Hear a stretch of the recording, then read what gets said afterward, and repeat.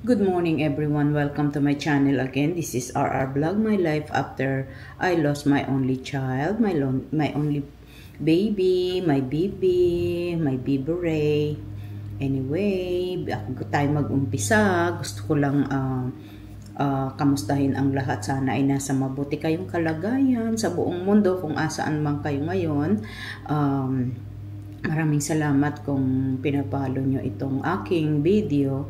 Anyway, thank you lahat sa mga subscriber, sa lahat ng nagla-like, comments, and nag-share ng aking video, especially sa aking mga regular na nanonood at sa aking mga pamilya sa Pilipinas. Maraming salamat sa inyo. Lagi kayong nang andyan nakasuporta sa akin. So anyway, itong video na ito is all about yung bakasyon dito ng aking sister-in-law. Pakita ko lang sa inyo kung anong pinaggagawa namin. At least nakapag-enjoy kami, nakalabas kami kahit papano. You know, it's not easy for us na mamasyal just like that kasi para bang everything is, it's not fun, it's not exciting. So I'm so happy for the time na nag-stay dito yung sister-in-law ko. We can go somewhere. Siyempre mapipilitan kang mag-activities because kailangan mo siyang ipasyal. Okay, so anyway, ipapakita ko dito yung mga picture na pinagagawa namin kasi hindi ako makapag-vlog ng maayos because you know, we're all busy. Ang tagal ko nga bago ko na na-post ito kasi ganun talaga eh. I have work, nag-off ako during that time na naandito siya. Almost a week akong hindi nag-work. So ito, ipapakita ko kung how we, you know, yung exploring namin during my sister-in-law was here. Anyway, eto, meron pa kaming lecture, nagle-lecture pa sila. Mahirap talaga pagka you getting old, yung mga technology is very behind na tayo. So anyway, andito kami ngayon sa Famous Dave's ito. Maganda itong place na ito. It's a barbecue restaurant. So yan yung paborito ng anak ko, yung cornbread niya. So anyway, yan ang kinain namin for the whole kaming lahat na yan kasi alam nyo hindi naman tayo kailangan kumain ng sobrang dami kaya okay na yan. Kaya you know, nag-enjoy naman kami sa ganyan lang northern naman, but still marami pa rin naiwan. So nagpunta kami sa yung museum ni George Washington. Since ito yung mga nasa paligid namin, kaya dito lang naman kami nagpunta. Yan yung mga, you know, pinakita dyan yung mga ginagamit nila before. Yan, sukat-sukat ng mga kung ano-ano. This is Danica, may apo. Ito yung batang napakabait anak yan ng aking pamangkin. And then, ito, pinapakita ko lang sa inyo kung ano itsura dito. Yan, mga ano yan, mga places na usually ito yung mga dinadayo ng anak ko. Yung gusto niya gawin ba?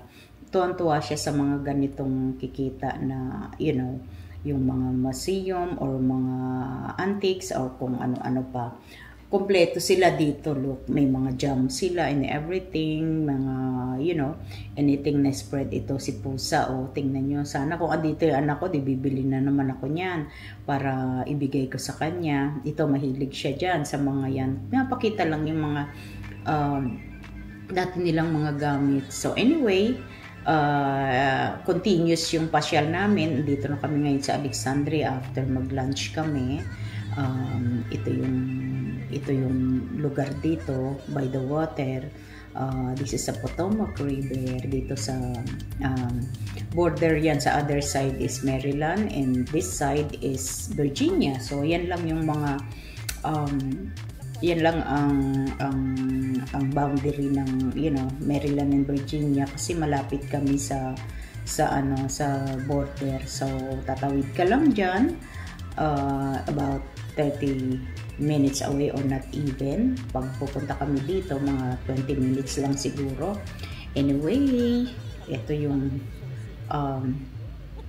yung aming pinasyalan. Ito maganda tong mga boat dito, naka ano sila dito, dito sila naka-park kasi alam nyo naman andyan mga nirerenta yung iba dyan, yung iba naman may mga may-ari. Maganda, ang daming ganda ng panahon ngayon, kaya yung mga tao ayan nagbo-boating sila.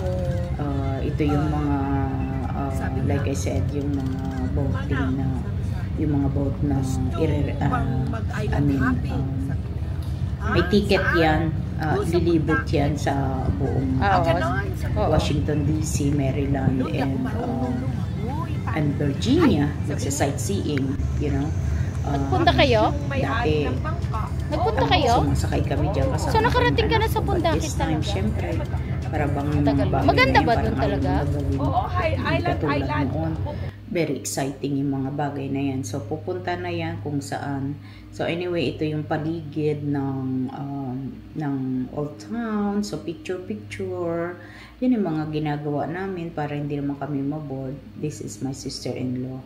Yan ang anak, yung apo talaga niya. Lola niya talaga yan. Hipag ko na yan. So, anyway, yan. Napakabait na bata ito, napakatalino, parang anak ko ba, kaya nakakatuwa. The sisters, look at them. Yung sisters na yan, ako laging referee dyan, I'm always in between. Ganyan talaga yung mga magkakapatid parang kami, minsan nagkakasawaan din. So anyway, look at that, ang saya namin, kahit na, you know, pasyal-pasyal lang. Diba? Ito yung mga medyo ano yung boat na yan sa mga fine dining yan, para yung mga gustong mag-date or anniversary or whatever, you know, you can dress up. So it's good.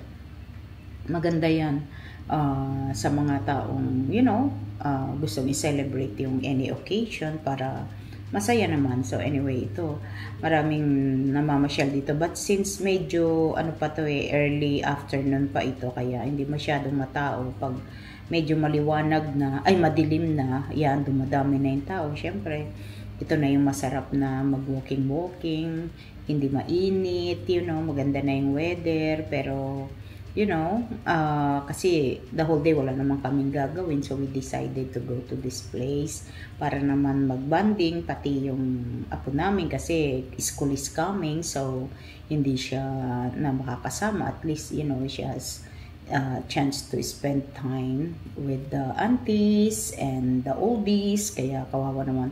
I remember nung bata yung anak ko, she always like, you know, hang out with the old people, kasi hindi naman tayo pwedeng maghila ng mga bata anytime, hindi naman pwedeng ganon, di ba? So minsan talagang ang hirap talaga pag iisang anak mo, you have to find a way to ma-enjoy niya din yung pagkabata niya. So once in a while we hang out with the other parent na may mga anak. So that's what we doing here. Ang Amerika, ang ibang bansa, pag lumabas ka talagang gagawin mo lahat. Ang hindi yung madali, pero you know, we able to survive with everything, you know, kasi mahal ang pagpa-babysit, mahal ang dalhin sila sa daycare ng full time. I'm so happy na I'm working from home. So, na-save ko, marami akong na-save sa pag habang lumalaki yung anak ko, kaya kahit papano, at saka na-watch ko siya, and I spend time with her all the time. So, ito, like I said, picture-picture lang kami dito para maipasyal lang itong sister-in-law ko. Ganito talaga kami dito. Find a way. At least, you know, she's able to join with us, kasi you never know. We were planning to retire early, so you never know kung, you know, anytime soon, hindi kami na magkikita like before. So, this is Danica. Okay, so anyway, thank you so much for everything. Thanks for watching, and please comment below kung may mga question kayo. Okay, so till next again, I love you all. God bless us all. Take care, everyone.